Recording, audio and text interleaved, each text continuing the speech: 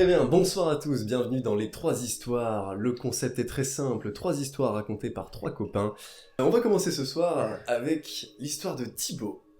Ouais. Thibaut, c'est quand tu veux, on t'écoute. Donc, puisque le thème c'est les mystères non résolus, moi j'ai choisi de partir sur une histoire de ma ville natale, ou en tout cas, qu'entoure ma ville natale qui est Montsolémine en Saône-et-Loire. Big up, s'il y a des gens de Saône-et-Loire qui nous écoutent, on sait jamais. En tout cas, on est dans les années 90, novembre 1990 pour être plus précis, quand un chasseur trouve Carole Soltysiak, 13 ans. Il la retrouve nue et brûlée dans un bois qui est près de Montsolémine. La veille, Carole, elle dit au revoir à son petit ami. Ses parents, ils ne la voient pas rentrer. Donc ils commencent à s'inquiéter, ils alertent la gendarmerie. Sur le corps de Carole, il y a 4 coups de couteau qui ont été portés. Des traces de strangulation, des traces de violence sexuelle.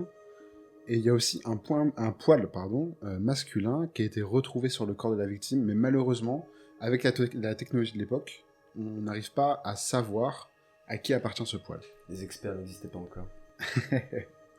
On retrouve aussi des traces de gasoil et d'alcool.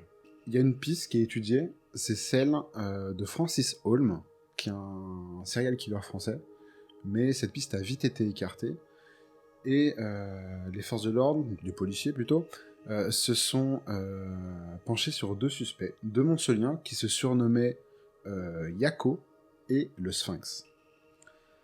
Yako et le Sphinx, c'est des gars un peu simples, vingtaine d'années, qui sont en train de squatter une ferme qui est située à 300 mètres du lieu où a été découvert le corps. Donc petit bond dans le temps, on est en 2000. Les 2 hommes, Yako et le Sphinx, ils habitent toujours dans la région et ils sont interpellés.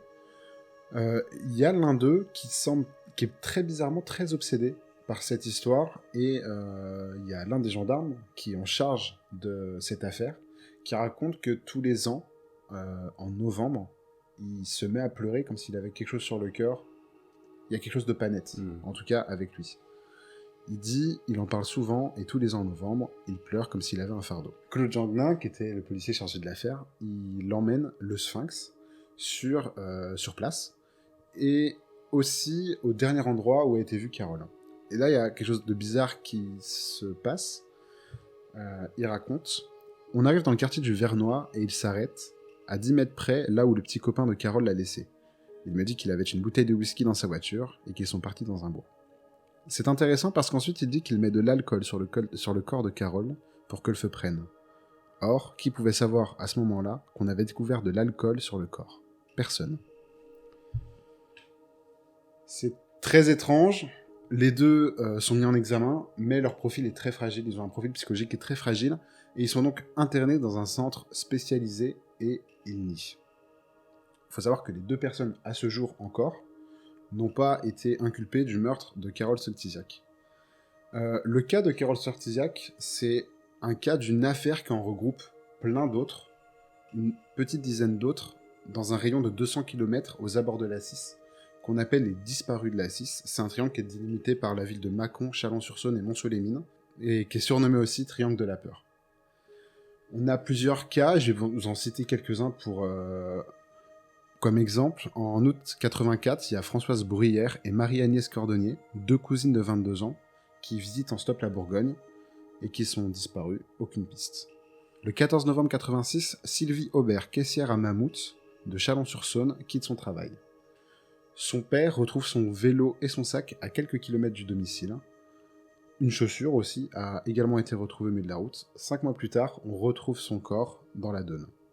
Le 18 décembre 86, le corps de Christelle Maïri, 16 ans, est retrouvé dans le local à vélo d'un immeuble du Creusot. Elle a reçu une trentaine de coups de couteau. Le 15 août 87, le corps de Marthe Buisson, pensionnaire d'un foyer pour l'enfance, est retrouvé le long de l'A6 à hauteur de Saint-Albin. 15 jours plus tard, à seulement 3 km de là, Nathalie Maire, employée d'une sandwicherie sur l'aire d'autoroute de Saint-Albin, est retrouvée morte sur son lieu de travail. Au total, il y a une dizaine de femmes qui sont toutes disparues entre 1984 et 2004. Pour certains cas, on a des réponses, pour d'autres pas du tout. Par exemple, le cas de Christelle Maïri, elle est morte en décembre 86. On n'a eu aucune réponse jusqu'en 2003. Et c'est un détective privé qui, à partir du témoignage de son petit ami de l'époque, a pu remonter une piste, celle de Jean-Pierre Murat, qui a proposé de dédommager de 2000 francs le petit ami pour la mort de la jeune fille, mais son petit ami l'avait pas signalé à l'époque. En 2005, Murat, qui avait 44 ans et 19 au moment des faits, il est arrêté, on retrouve beaucoup de couteaux chez lui, et surtout on arrive à savoir que les couteaux ont été affûtés de la même manière que le couteau qui a été retrouvé sur le lieu du crime. Ça c'est ouf. Hein. C'est-à-dire que les experts de l'époque n'arrivent pas à trouver à qui appartient un poil. Par contre, savoir exactement comment un couteau a été affûté à travers la plaie. Ouais. C'est un truc de ouf. Ouais, ça c'est assez incroyable. Comme quoi les délires ADN, du coup, c'est quand même vachement poussé, hein, du coup. Ah ouais, non mais... Si en 80, on arrivait à comprendre comment c'est affûter un couteau en regardant la plaie. Là, c'est en 2005 qu'on arrive à savoir comment le couteau a été affûté. Ah. Mais pour le coup, t'as pas tort, le truc des poils, c'est en 90. Enfin, c'est sur une période de 15 ans. Où il y a eu un développement technologique. Mais en tout cas, les couteaux qui ont été retrouvés chez Murat, ils ont été affûtés de la même manière que le couteau qui a été retrouvé sur la scène de crime. Donc Murat est arrêté, il est couvert de 20 ans de réclusion criminelle. Voilà pour l'histoire des disparus de la 6. Il y a plein de cas où on sait toujours pas ce qui s'est passé. Il y a quelques cas, on sait. Mais en tout cas, dans ce triangle qu'on surnomme triangle de la terreur, il y a beaucoup de cas irrésolus encore. Question. Oui. Il y en a encore des cas là qui arrivent dans le triangle? Non, c'était jusqu'en 2004. Depuis qu'ils sont internés, il y en a plus. Et depuis que Murat a été mis en prison aussi. Parce que moi, je passe pas dans ton village. Hein. non, c'est vrai que Monceau, là, on ira pour les vacances. Non, mais c'est vrai qu'à cette... Macron démission. Hein. Non, mais c'est vrai qu'à cette époque, ça fait déjà beaucoup de bruit. Bon, j'étais pas né. Enfin, j'étais pas né pour certains cas, mais j'ai eu des témoignages de personnes qui ont dit que ça avait fait quand même beaucoup de bruit. Et des gens, ma mère par exemple, avait très peur de se promener seule le soir. Enfin, il y avait vraiment... c'est fou, c'est les années, hein, parce que à Lille, t'as eu un tueur en série en même temps. Ouais, non, mais je pense que j'ai vraiment 80-90... jusqu'au début de mon enfance, qui était encore en liberté et qui était à Lille, quoi. Ouais, mais c'est incroyable quand même. Voilà pour mon histoire, donc... Merci. Il veut la suite. À vous les studios. Ouais. À vous les studios.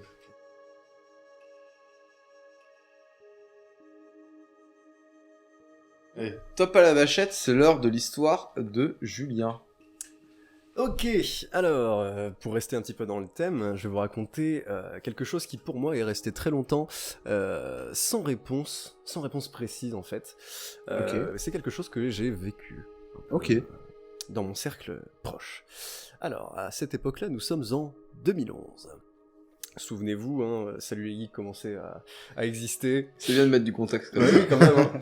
Hein. J'étais même pas encore au collège, j'avais 9 ans, et à cette époque-là, chez mes parents, on refaisait la cuisine. 2011, je travaillais au McDo, moi. Déjà je sais pas, non, j'exagère.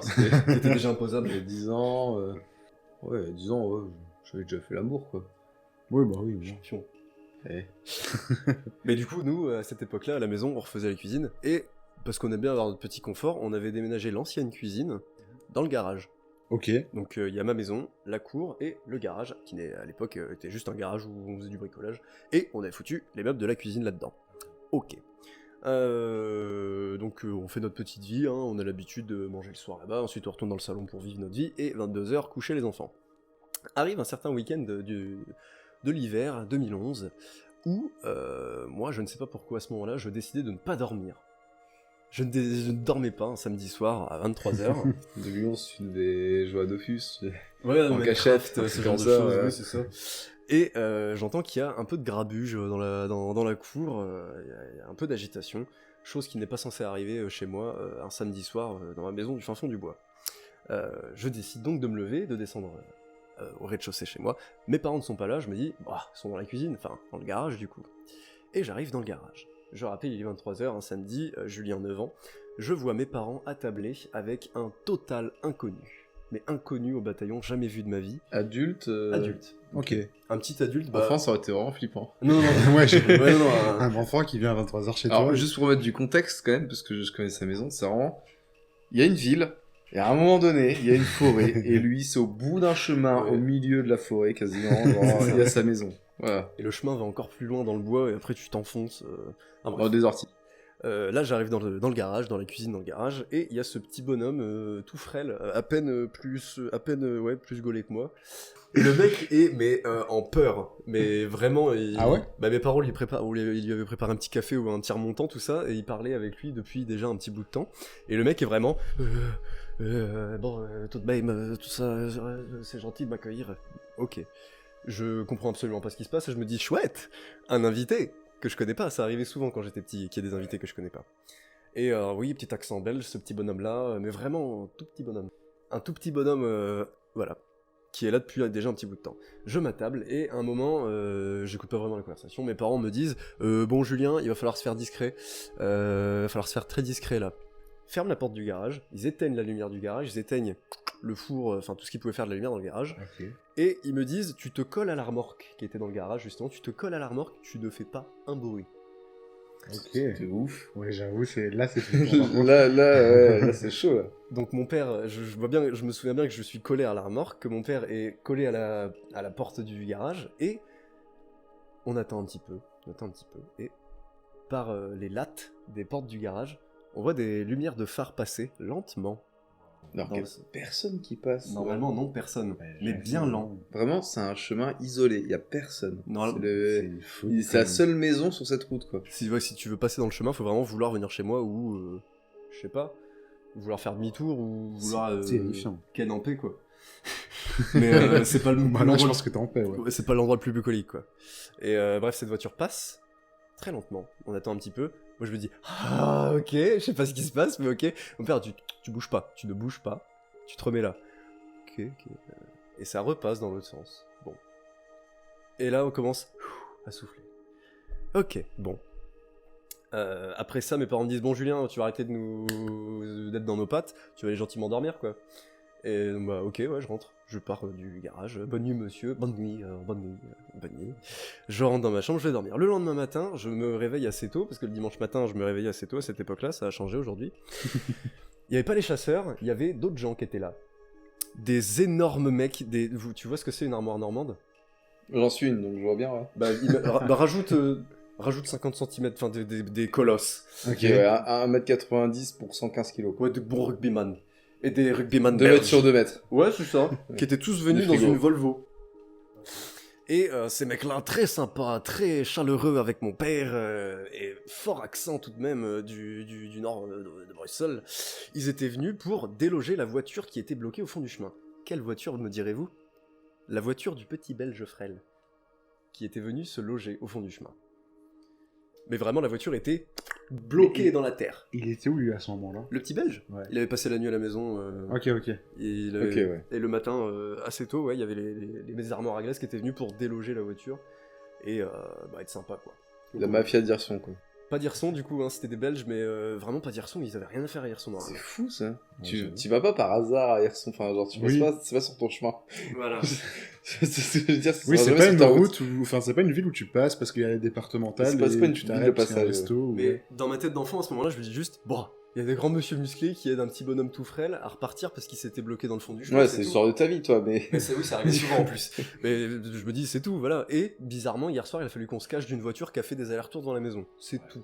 Et ça m'a suffi pendant très longtemps. Et j'ai reparlé de cette histoire, du coup. Le petit Belge est reparti. Les rugbyman ont dit à mon père, tu prends notre numéro si t'as besoin d'aide, on vient et tout. Des mecs super cool. Et on ne les a plus jamais rappelés depuis. Mais bref, le temps passe. Et j'ai eu quelques petites explications en plus. Par rapport à mes yeux d'enfant. Il s'est avéré que ce petit Belge, donc on était en 2011, hein, avait flirté sur des sites avec une jolie madame française d'Hirson. Ok. Donc il flirtait, il s'était déjà vu apparemment, et vient la rencontre où fallait que ça se fasse, quoi. Fallait rentrer dans le vif de la viande, quoi. Donc c'était vraiment l'endroit bucolique, quoi. C'était vraiment là pour ça, quoi. Justement non. Le petit Belge se dit, je vais à Hirson pour me dépoireauter, pour me décarémer. Il va à Hirson, il prend sa voiture, il arrive à Hirson, il arrive chez sa dulcinée, et chez sa dulcinée, lui il arrive tout sympa, et sa dulcinée l'accueille avec son mari, et les copains du mari, et des battes de baseball. Wow. Donc le petit Belge prend ses jambes à son cou ainsi que ses clics et ses claques et se taille. Il se fait le courser dans Hirson apparemment, par une bonne course poursuite. Et le petit Belge arrive dans le nord d'Hirson, dans le haut d'Hirson, voit un petit chemin dans la forêt et se dit « Oh c'est le moment, je peux peut-être je peux les perdre dans la forêt ». Il avance comme un fou, mais à une allure folle dans le chemin de terre, avec des graviers. Et il arrive dans le fond du chemin et la voiture est collée. Les roues ne touchent plus le sol. Elle est plaquée à la terre. Ah ouais. Donc, apeuré, dans le noir, à 23h, du coup, c'est ça qui est arrivé. Il arrive en trombe, en furie chez mes parents. « Aidez-moi, je vous en supplie, aidez-moi, aidez-moi !» C'était donc ça, le grabuge que j'avais entendu quand je jouais à Minecraft. Donc mes parents lui ont dit qu'est-ce qui t'arrive petit gars, parce que c'était un petit jeune à peu près à peine plus vieux que moi aussi, et donc qu'est-ce qui t'arrive là, viens, on va se prendre un café, on va se prendre un remontant. Et arrive le moment où moi j'arrive. Ok. Et la boucle est bouclée, quoi. Et la boucle est bouclée. En fait, les gens qui ont fait quelques petits allers-retours, c'était du coup le mari avec ses amis dans la voiture, prêt à tuer un homme, littéralement, à Hirson encore une fois, qui faisait des allers-retours devant chez moi. Donc les gars ont capté que la voiture était abandonnée au bout du chemin. Ils ont dû se dire, il a lâché la bagnole, il s'est barré dans la forêt. C'est ça. Il est reparti en Belgique, mais non, il était chez nous. Et il aurait pas laissé la bagnole. Moi, à leur place, j'aurais campé la bagnole. Enfin, c'est pas évident. Mais tu vois, si je te mets à leur place, il va revenir, le gars. D'où l'intérêt, c'est pour ça, à mon avis, qu'il a appelé des armoires à glace, quoi. Ouais. Le petit bonhomme frêle, c'était ses potes, les armoires à glace, ouais. Oui, voilà, c'est pour ça qu'il en a ramené. Il a dû se dire au cas où, je vais ramener des gros bras. Mais du coup, l'histoire s'est plutôt bien terminée, du coup, vu que j'ai raconté. Tant mieux. Et j'ai eu quelques réponses, tout de même. Donc, conclusion, ne flirtez pas en ligne avec des femmes mariées. Bon, merci Julien, à moi.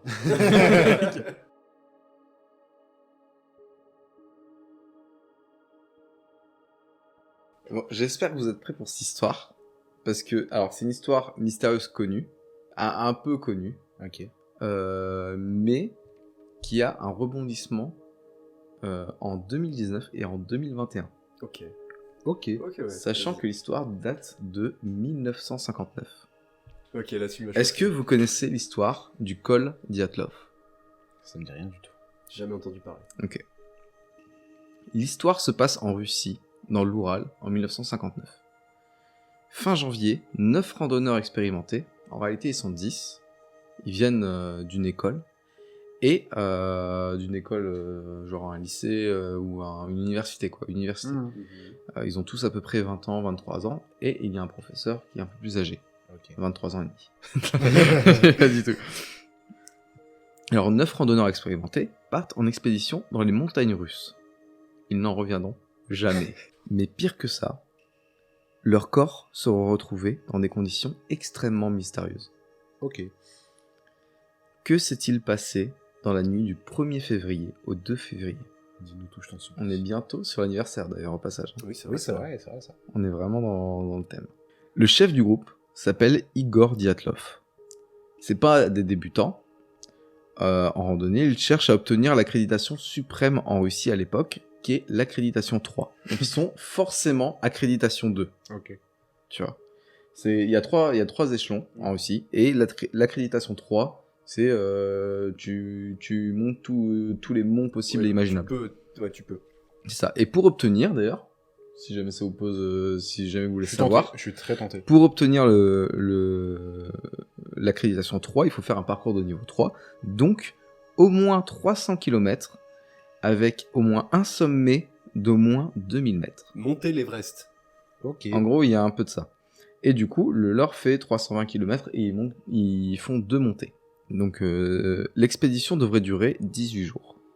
Les premiers jours, bonne situation météorologique, il fait que -8, qui est en Russie dans les montagnes assez correct. Okay. -8, une visibilité correcte, etc. C'est chaud. Leur routine est simple. Départ vers 8h30. Dépose toutes les 3 km et un arrêt à 17h30 pour établir le campement, dormir, etc. Ils dorment tous dans une tente d'ailleurs commune, évidemment pour se réchauffer, etc. C'est plus simple. Le 31 janvier, les aventuriers se préparent à faire leur première ascension. Les conditions se sont dégradées. Il fait aux alentours des -25 degrés.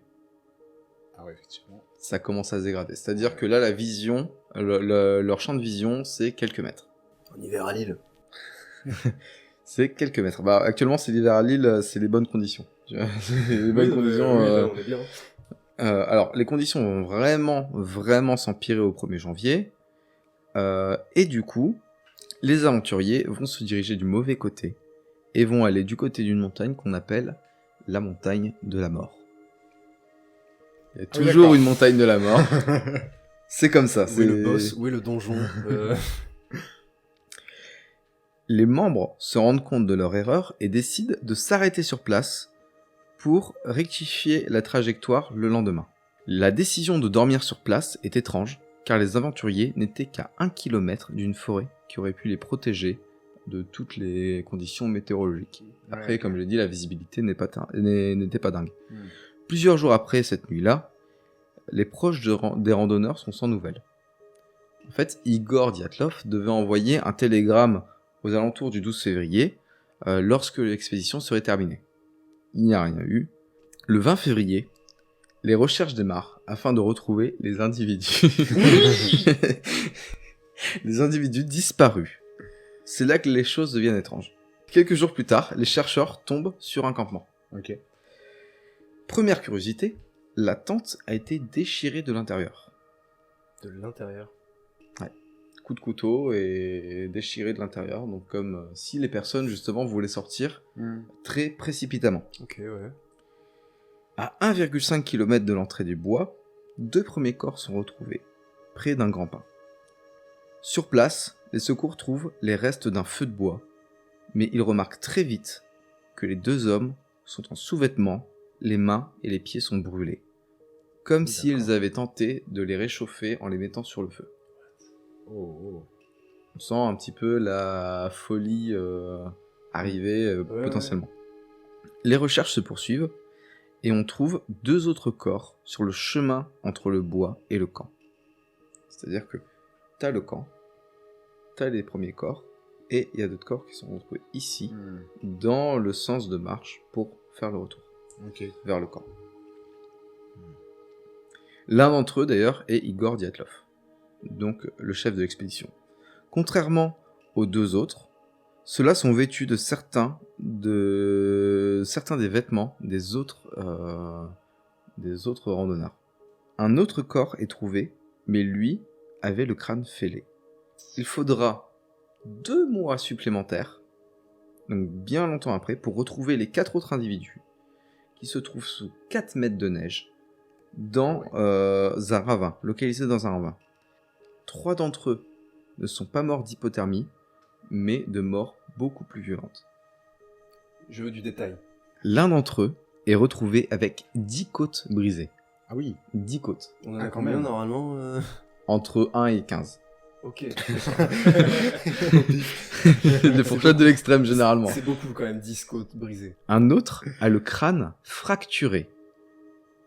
Et ils n'ont plus d'yeux. Ils ont plus d'yeux. Ça, C'est ça pas a pu. personne. Il y a plus de yeux, il y a plus de il y en a un qui n'a plus de langue.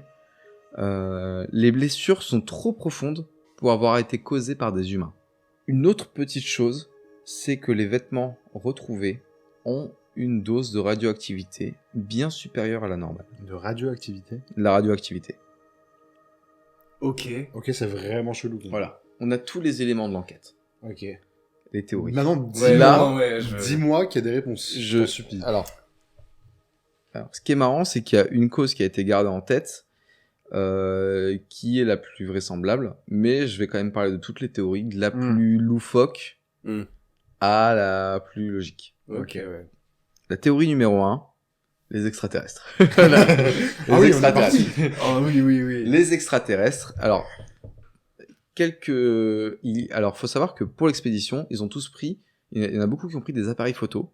Ok. Et du coup, il y a énormément de clichés. On peut retrouver tous les clichés sur Internet d'ailleurs, même des morts, etc. Il y a tout de visible sur Internet. Et la photo numéro 34 comporte une sorte de lumière dans le ciel. Une boule jaune. Okay. Et c'est pas le soleil. C'est pas le soleil. Trop lent. C'est pas le soleil.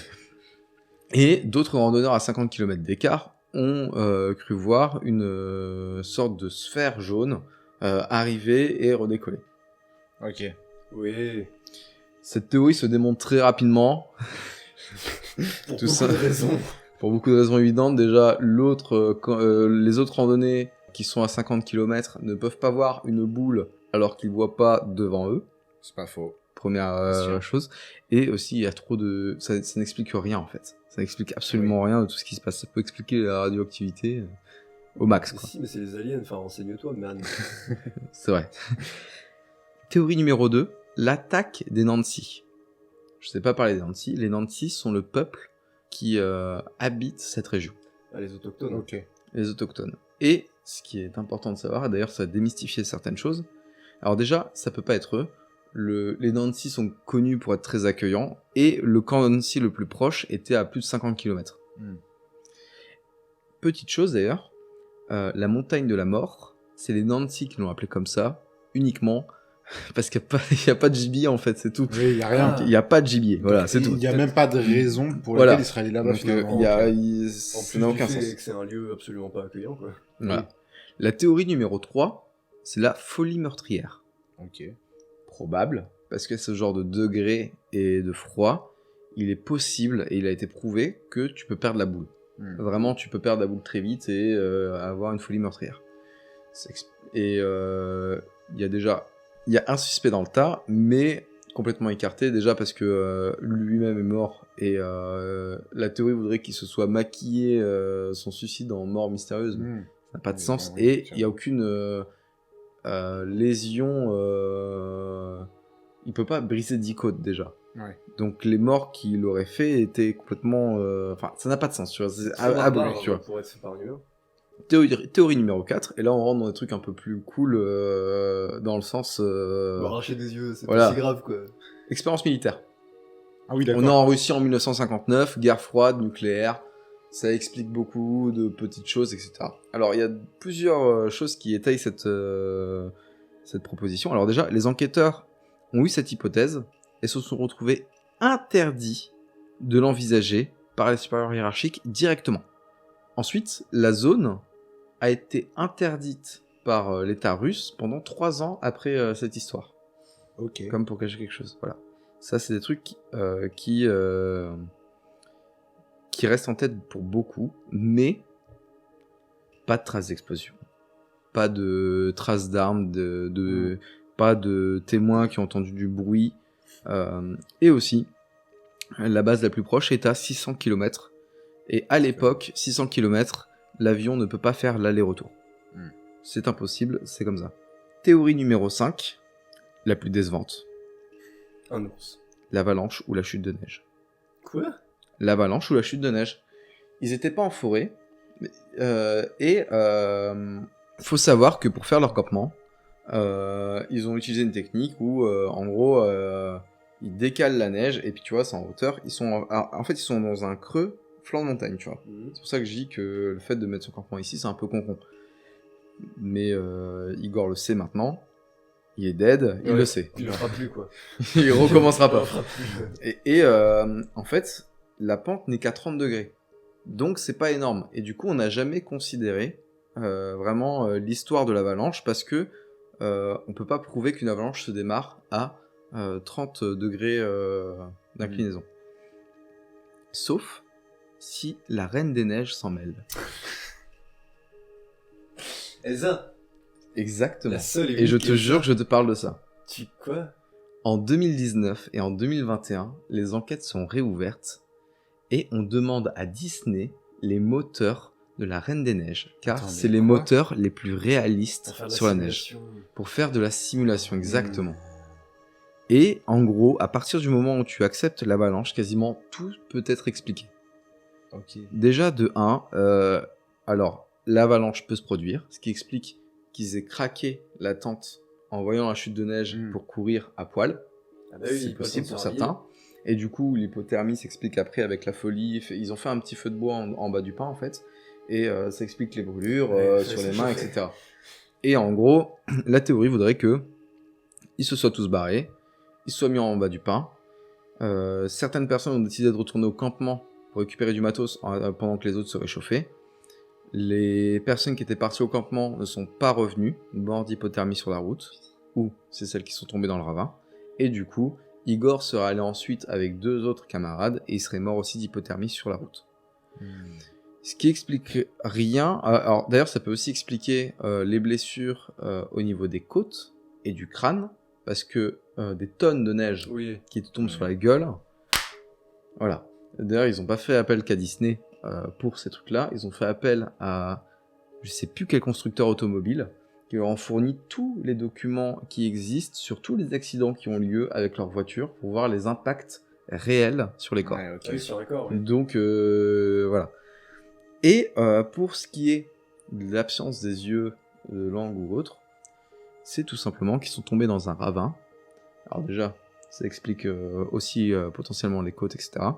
Et qu'en fait, l'humidité du ravin, de la rivière, etc., ils avaient la gueule dedans, et bah les corps se détériorent beaucoup plus vite, et du coup, on arrive sur un stade avancé de décomposition. Sur une partie précise, du coup. Forcément, tu perds tes yeux à un moment donné quand tu te décomposes. Voilà, c'était l'histoire du col Dyatlov. Merci. En tout cas, magnifique histoire pour terminer cet épisode. Ouais. Bah, merci beaucoup de nous avoir écoutés. N'hésitez pas à mettre des pouces bleus, c'est ce qu'on dit sur YouTube. Ouais, des pouces bleus, des pouces Mettez des pouces bleus, des pouces rouges, on n'aime pas. Lâchez des commentaires si vous avez envie. Et puis, n'hésitez pas à vous abonner pour manquer aucun nouvel épisode. Ciao.